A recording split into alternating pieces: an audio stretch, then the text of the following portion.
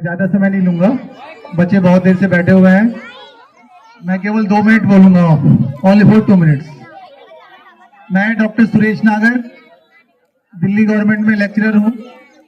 2011 से गौतम बुद्ध नगर में लगभग जितनी भी झुग्गियां हैं उस पर हमारा एजुकेशन कैंप चलता है। मेरे परदादा दरियाव आदर्श वंश शिक्षा समिति के नाम से वो चलाया जाता है और उसकी एक छोटी सी खासियत है कि वो किसी से पैसे नहीं लेता। ये जो एजुकेशन सिस्टम चलाया जा रहा है पिछले 16 साल से, केवल वो परिवार की फंडिंग से चलता है। ये एक अलग बात है। मैं केवल इतना कह देना चाहता हूं कि जब भी जीवन में आपको मौका मिले, कुछ ना कुछ लाइफ में ऐसा जरूर करना कि जो जहां पे आपको वहां इकट्ठा होकर मिले। आज जो यहाँ एनसीआर में आप देख रहे हैं, जो आभा मंडल है आप यहाँ पे एनसीआर में देख रहे हैं, जब से इस एनसीआर में वजीफा मिला है, अथॉरिटी ने दिया हो या बिल्डर ने दिया हो, तब से यहाँ की जो मानसिकता है काफी परिवर्तित हो गई है। शिक्षा की तरह कारों ने ले ली है और कारों के बाद मुझे कहना नहीं चाहिए, हमारे छोटे भाई अनुज भाई यहाँ पे बैठे हुए हैं, कि जब किसी देश में व्यापारी नेता बन जाता है तो जनता भिखारी हो जाती है। नेता उसे बनना चाहिए जो नेतृत्व कर सके, जो केवल जिसका काम जनता का काम हो। लेकिन आज चारों तरफ आप देख सकते हैं जो सिस्टम बना हुआ है, मुझे ज्यादा कहने की कोई जरूरत नहीं है। सारे बच्चों, छोटे छोटे बच्चों, हमारे स्कूल का नाम भी देखिए, विकास ग्लोबल पब्लिक स्कूल। और वास्तव में मैं दिल से कह देना चाहता हूँ दिनेश जी और आपकी पूरी टीम को, योगेश जी और मैम, जितने भी आप लोग खड़े हैं, आपने बहुत मेहनत की होगी। जो परफॉर्मेंस इन्होंने दी है बच्चों ने, एक दिन का काम नहीं है, महीनों का काम है, तब जाके रिजल्ट आया है। और इसको नाटक मत समझिए, अपनी लाइफ में ले लीजिएगा इसको आप। सोशल मीडिया जैसे बताया गया है, आज आप देख लीजिएगा, हमारा जो युवा है वो रियल से ज्यादा रील पे भरोसा कर रहा है। और एक बार मैं और बता देना चाहता हूं आपको, ये जो रील है, ये जो सोशल मीडिया है, इसमें जो इंजीनियर है, हमारे दिनेश भाई भी इंजीनियर है, इसके जो इंजीनियर है, एआई के जो इंजीनियर है, जिन बातों में आपको इंटरेस्ट आता है वो वही दिखाता चला जाता है। कि आपको ये अच्छा लग रहा है तो वही चीजें आपको दिखाता चला जाएगा वो, जिससे कि आपका जो मेंटल लेवल है, आपके मेंटल लेवल को कैच किया जा सके। आपको जानकर हैरानी होगी, चाइना जो हमारा पड़ोसी कंट्री है, वहां पे 18 साल तक के बच्चों को सोशल मीडिया बैन है। उसका रूल बना हुआ है कि 18 साल तक का बच्चा सोशल मीडिया यूज नहीं करेगा। और आज एक 6 महीने का बच्चा, 7 महीने का बच्चा, साल भर का बच्चा, हमारी माताएं बहनें उसे खिलाने की जगह मोबाइल दे देती हैं और उसकी जो मेमोरी है पूरे सिस्टम तक याद रहती है। अब आप समझिए कि जब आप सोशल मीडिया पर अपना टाइम देंगे, किताबों को अपना टाइम नहीं देंगे, तो देश का भविष्य कहां जाएगा। और प्यारे बच्चों, मैं एक बात और कह देना चाहता हूं, हम सब लोग middle family, lower middle family, गरीब फैमिली से आते हैं और हमारे पास केवल एक हथियार है, ये माताएं बहनें बैठी है। अगर 2 माता बहनें भी समझ गई तो मेरा ये भाषण, मेरा ये लेक्चर, मेरा ये जो डिस्कशन है, ये भाषण नहीं दे रहा हूं, मैं दिल से बोल रहा हूं। अगर 2 माताएं बहनें भी समझ गई, केवल ये किताबें हैं जो आपको बहुत ज्यादा आगे ले जा सकती है। एक डीएम डिस्ट्रिक्ट मजिस्ट्रेट जो डिस्ट्रिक्ट का राजा होता है, आपको 1000 करोड़ का मुआवजा मिला है, आप उसकी बराबरी पूरे जीवन में नहीं कर सकते हो। उसके पास केवल किताबों का ज्ञान है, कंपटीशन से वो आगे गया है।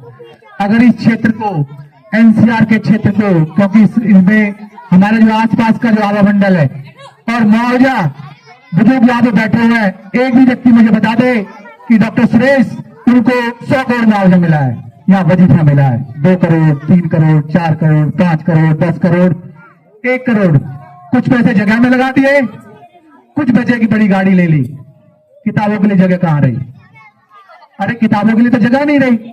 आज इस शिक्षा के मंदिर में आप लोग बैठे हुए हो, अगर स्वतंत्रता दिवस को कहते हो स्वतंत्रता दिवस की शुभकामनाएं, 15 अगस्त की शुभकामनाएं, वास्तविक शुभकामनाएं उस दिन होंगी जिस दिन आपका ये जो फ्यूचर बैठा हुआ है, आपके जो बच्चे हैं, यहां से ये प्रतिज्ञा लेके जाओ कि नेताओं की बातों में नहीं आना, वहां कुछ नहीं है, दिल से बोल रहा हूं मैं।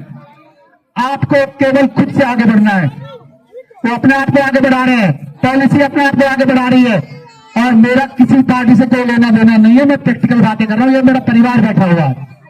अपने बच्चों को दिल दिमाग लगा के पूरा पढ़ाना, एक इन्वायरमेंट विकास ग्लोबल, तो वास्तविक विकास यहां पे हो रहा है। सोशल मीडिया को जिस तरह उन बच्चों ने दिखाया ना, तो दिल से आवाज निकली, इससे दूर हो जाओ। ये खुद नहीं कहेगा। आज मैं बता देना चाहता हूं, पहले एक फोन हुआ करता था पड़ोस के, लैंडलाइन फोन। किसी का फोन आता था बराबर वाला बुला के ले जाता था। आज एक घर में अगर 4 लोग हैं ना, तो 4 ही फोन है, और 4 फोन में से आज हिसाब किताब लगा लेना, 4 लोग 24 घंटे खर्च कर रहे हैं। वो 24 घंटे किसको दे रहे हो? सोशल मीडिया को। वो पैसे कमा रहे हैं एडवर्टाइजमेंट से, आपको फ्री कुछ नहीं है। एडवर्टाइजमेंट से पैसे कमा रहे हैं आपके टाइम का। तो सबसे पहले आज सब ये प्रॉमिस लेके जाओ कि सोशल मीडिया का यूज हम लगभग ना के बराबर करेंगे। मैं आप सबसे पूछना चाहता हूं, एक भी व्यक्ति मुझे बताओ, मैंने अपने बच्चे के बारे में डाला कि मेरा बच्चा इतना एजुकेटेड है, उसका आईक्यू लेवल ये है, ये क्या कर सकता है, एआई बता देगा। किसी ने डाला? नहीं। क्या डाला? ये डिस्कशन क्या किया?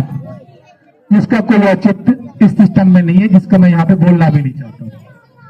तो आज 15 अगस्त के दिन ये जो आजादी मिली, ये ऐसे आजादी नहीं मिल गई है, खाली भाषणों से आजादी नहीं मिल गई है। करोड़ों अनगिनत लोग बच्चों ऐसे रहे हैं जिन्होंने अपने देश के लिए कुर्बानियां दी हैं। किसी देश का सर्वश्रेष्ठ बलिदान कुर्बानी होती है। हम सब चाहते हैं भगत सिंह पैदा हो, लेकिन पड़ोसी के घर में हो। भगत सिंह पैदा हो, लेकिन कहा हो? पड़ोसी के घर में। और एक बात और ध्यान रखना, impossible is nothing. Impossible is nothing. असंभव इस जीवन में कुछ नहीं है अगर आपकी सोच पॉजिटिव है। कोई भी घड़ा जब बढ़ता है, बूंद बूंद से घड़ा बढ़ता है, लेकिन एक सोच होना चाहिए। 10 लोग बैठे हुए हैं, एक की सोच दूसरी है, 9 करोड़ की सोच दूसरी है। लेकिन कभी भी किसी के प्रभाव में नहीं आना है। आपको केवल अगर प्रभाव में आना है तो शिक्षा के प्रभाव में आना है। अब मैं ज्यादा समय नहीं लूंगा, ये छोटी छोटी बातें मैंने बताई आपको। देश की आजादी का वास्तविक जश्न उस दिन मनेगा जिस दिन मेरी गरीब झोपड़ी का बच्चा उस सिस्टम में जाके बैठेगा। आप देख रहे हैं, एक बच्चा डीपीएस में पढ़ रहा है, एक बच्चे के बाद बहुत हाई लग्जरी व्यवस्थाएं हैं, एक झुग्गी झोपड़ी में पढ़ रहा है। तो कैसे बराबरी करेगा? कैसे सिस्टम की बराबरी करेगा? तो केवल एजुकेशन से बराबरी करेगा। एक कसम खा लो, आज एक प्रॉमिस कर लो, कुछ भी हो जाए, एक समय का खाना मत खाना, एक रोटी कम खा लेना। ये मेरी बात ध्यान रखना, अपने बच्चों को जरूर पढ़ाना। क्योंकि मैंने जो रिसर्च किया पीएचडी, मैंने ये रिसर्च किया कि गौतम बुद्ध नगर में बच्चे पढ़ क्यों नहीं पाए। 750 पन्ने की बुक है, मणिस्थली यूनिवर्सिटी से की है, गोल्ड मेडलिस्ट लाया वहां पर मैं। आप ये ध्यान रखिए कि हम पढ़ क्यों नहीं पाए। शादी होती है 51 लाख एक ऑडी, और बड़े शर्म के साथ कहना पड़ रहा है, चौधरी साहब ये कहते हैं पर लिस्ट आवाज नहीं आई, लिस्ट की आवाज नहीं आई। और जब बच्चा पैदा होता है तो क्या पूछते हैं, बेटा या बेटी? बहुत बुजुर्ग हुई, और जब कहते हैं बेटी पैदा हुई है तो उसको पिता याद आ जाती है। बच्चों, उसको पिता याद आ जाती है कि मुझे तो इतने पैसे लगाने। अपनी बिटियाओं को कामयाब करो, उसे इस काबिल बना दो कि वो दहेज को मांगने लायक ही ना रहे। क्योंकि आज आप जब ऐसे देखोगे ना, लड़कियां कम है, लड़के ज्यादा है।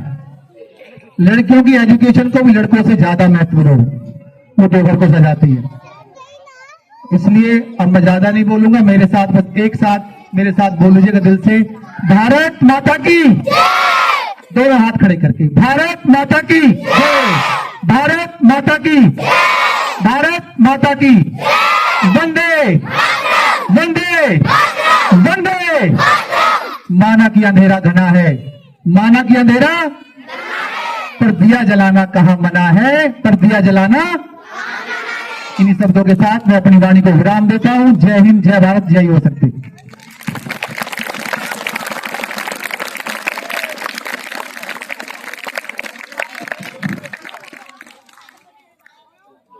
बहुत सुंदर और बहुत प्रैक्टिकल बातें सुरेश नागर जी ने हमें बताई। तो एक बार जोरदार